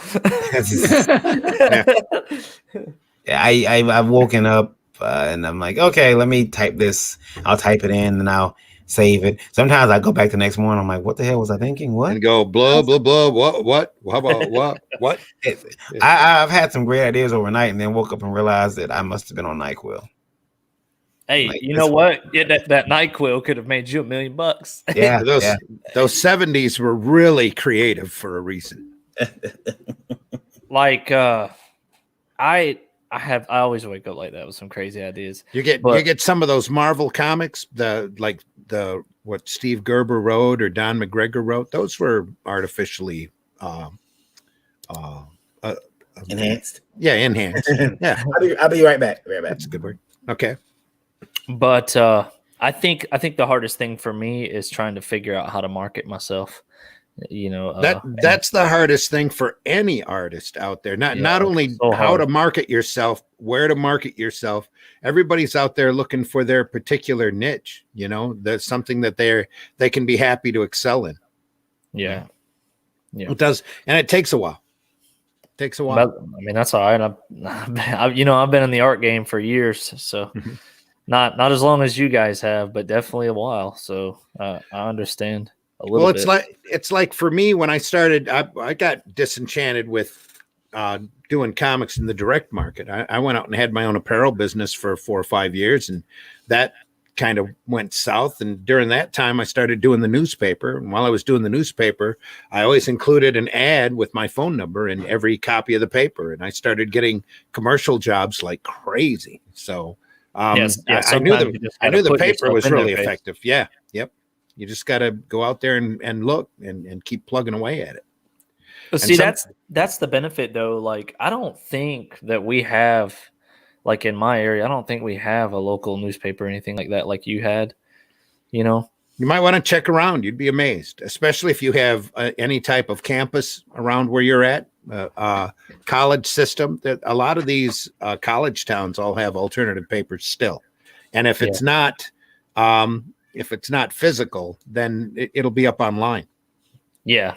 Because a lot of these colleges teach journalism classes, and they have to, use that somewhere.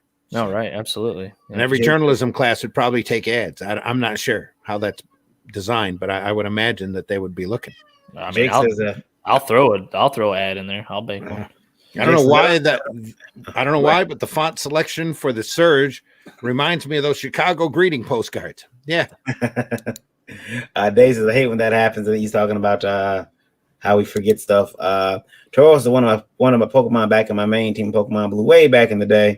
That's Sugar. Hey, Imperial Bull. Hey. Glenn B. Fleming says, unfortunately, we work in an industry where our time is not even the bottom rung of the value ladder. One time I worked all night for a guy who was desperate to get the job. I said I wanted to double pay for working those hours. He didn't remember 3 months later when I sent the invoice in, and he accused me of ripping him off. Wow. Yeah. That does happen.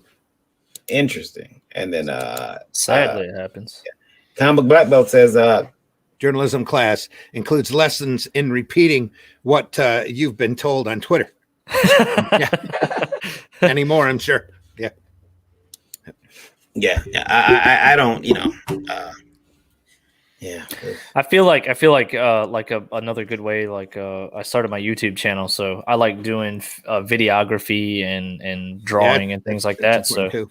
Yeah. went and bought a drone, crashed it into the porch. Oh no! First time I bought it. First flight, right into the porch, tore my grill cover up and everything. It was amazing. And so I feel like podcasting, I talk about design and I like racing, and racing is the best way locally here for me to advertise. If I can get on a car, then that is the best way, because we draw in 50, 60,000 people sometimes. It's crazy how many people just show up at the racetracks and stuff. So that's got to be a big price tag to get something on the car, even a small sticker. It 20 to $150. If I am enough space on that dude's car, I mean, it's crazy. I've talked to a few of them. I've had a few of them that are wanting to let me film them on the track, do pit videos, and I feel like this is a way to push my market. You know what I'm saying? If I can reach the right person, then I might, you know what I'm saying? Then I might have an opportunity. But at this point, I'll sit on a street corner and I'll fly my little flag. Like Varian was saying. Yeah. What's funny? You mentioned drones. I talked my wife into letting me buy a drone, and I think it was $150. And that's about what I paid for mine. Yeah, the first flight, I dropped it on top of the house. I had to get a ladder and go up there and get it. Because I couldn't. It was snowy too, so I could not find out where it was at. And I had the camera on my phone, so I'm looking at the camera. And the Beast King was at the top of the ladder. And I'm looking, I'm like, where in the hell? Yeah, I would have been out of jump on top of the house at that point. But I'm looking like, why do I see the sky? And I'm looking around. I finally caught, as it started to get a little dark outside, I finally caught this red flashing light off from the roof of my house. And I'm like, there it is. So I got the ladder and went and got it. But my neighbor, my neighbor has he has a very expensive drone. His drone cost he got his from his company, but he still had to pay for it, and he paid a discount. His cost about $7,000.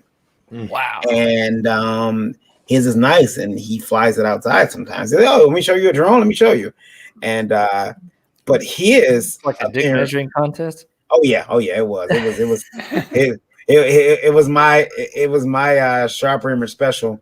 What mine is a sharper image, but it was versus Walmart his special. Yeah. I think, where did mine come from? Mine came from Walmart.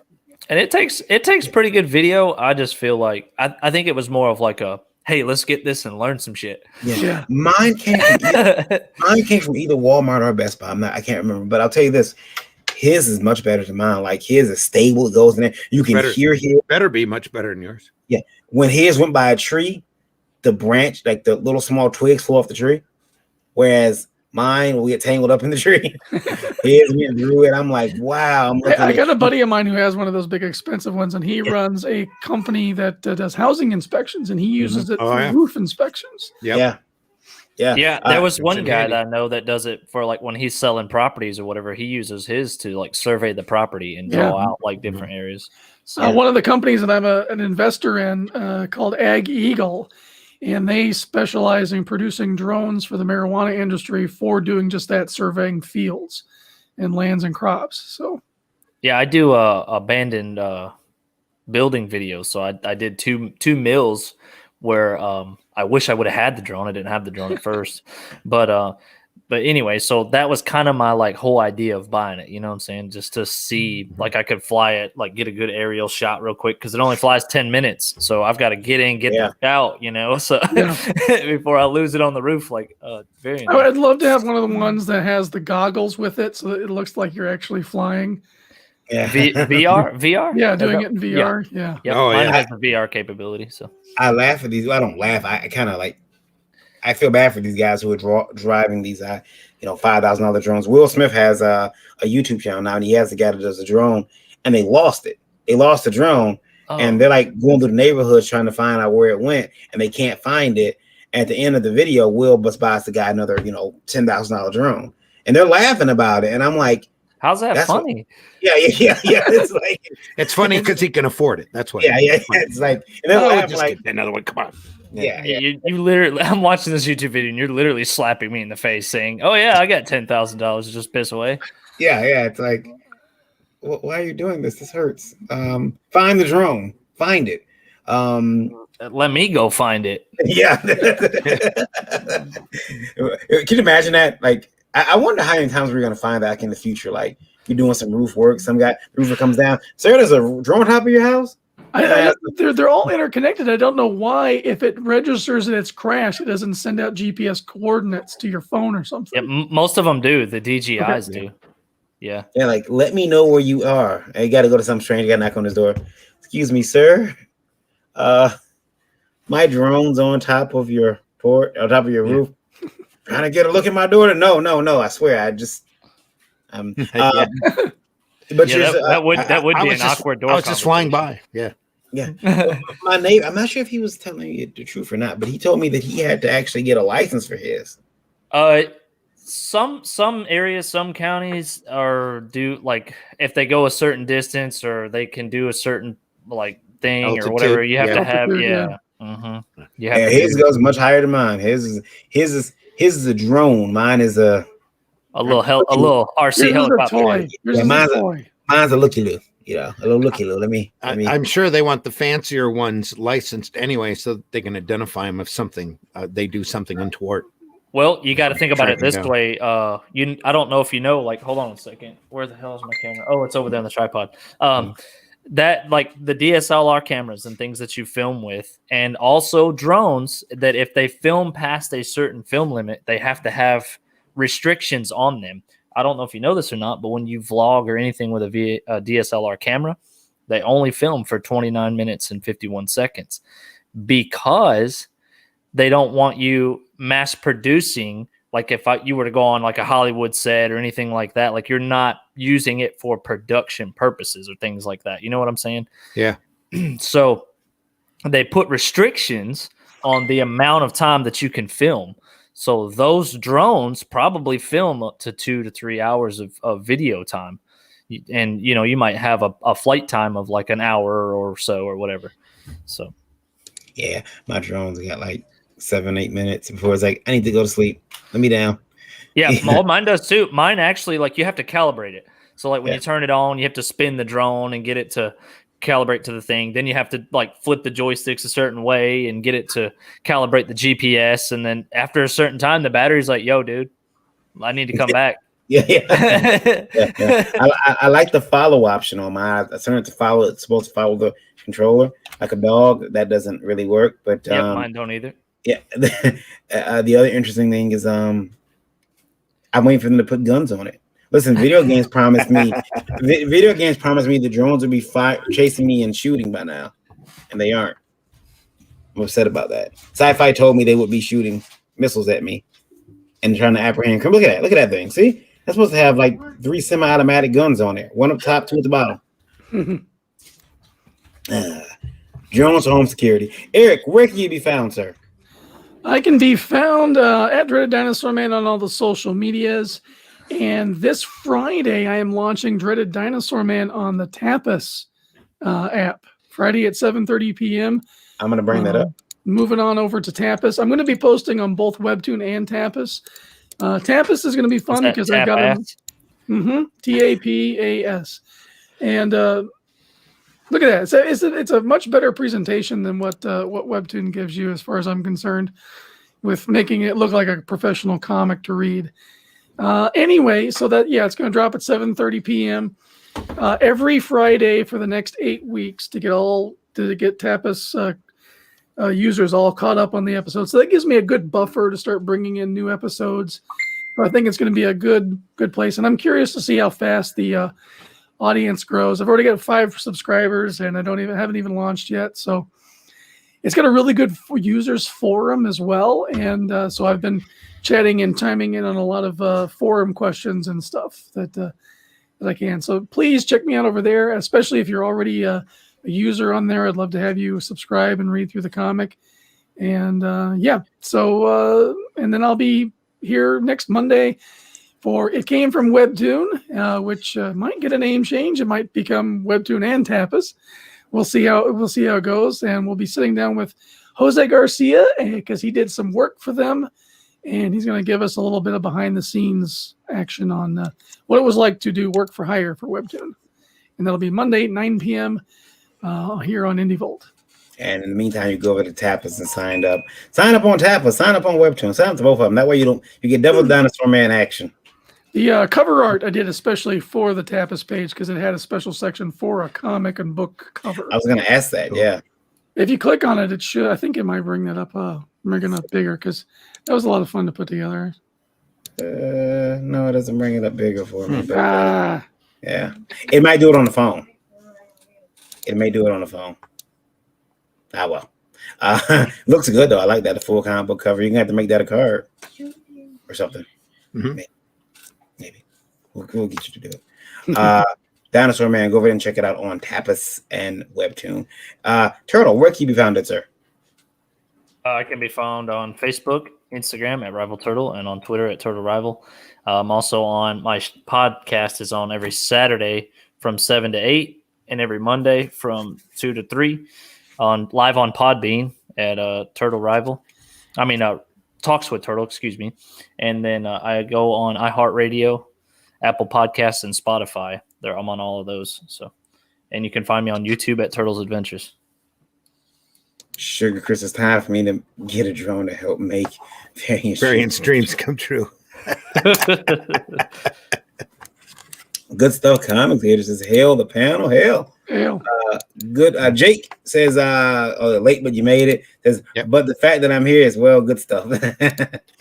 Yeah. And feel free to look at it. We can rewind the video because we got to start winding down here. But make sure everybody goes over to IndieVoteAwards.com. Sign up your project for consideration in the Indie Vote Comic Book Awards, September 18th, coming to you live from Dave & Buster's. We'll also be streaming here live online as well. That event, it's gonna be a very cool event. I'm looking forward to it. September can't get here quick enough, even though half of the year will be over at that point. But still, will that be Indie Volt's first remote live stream? No, technically no. I know we've taken calls from Dreaded Dinosaur before it shows. I'll be doing well. It came from Webtoon remotely from sunny Orlando. There you go. Oh, that's cool. Yeah. But we did do a live stream with Eric and Josh Lyman about last year when they were at Wizard World Chicago 2 years ago now. They were at Wizard World Chicago, and we talked to them. We didn't emanate from there. Yeah. But so it will be our first time emanating from our first remote. Outside of one of our, at this point houses, because we can't go anywhere else. But that'll be fun. That'll be fun. Indie Vote remote. Exactly. Indie Vote remote. Yeah. Again, Randy, where can you be found, sir? You can find me on Facebook under Randy Zimmerman. You can find me on Twitter under Randy Zim. You can find me on Facebook under the Arrow Comics 4.0 page. You can find me on YouTube under Arrow Comics 4.0. And you can look for me on Indiegogo soon under Indie Volt Revolt as we get that campaign rolling here within the next couple days or so. We're going to start offering that book. It's going to be over 100 pages of phenomenal sequential art done by people that you all names that you probably recognize that have been part of the Indie Volt podcasts over the years. And it's an awesome book. It's going to be a flip book that we'll have two different cover versions of that'll be phenomenal. And if you want to get a little taste of that now, we have some of the covers up over on the Facebook page, Arrow Comics 4.0.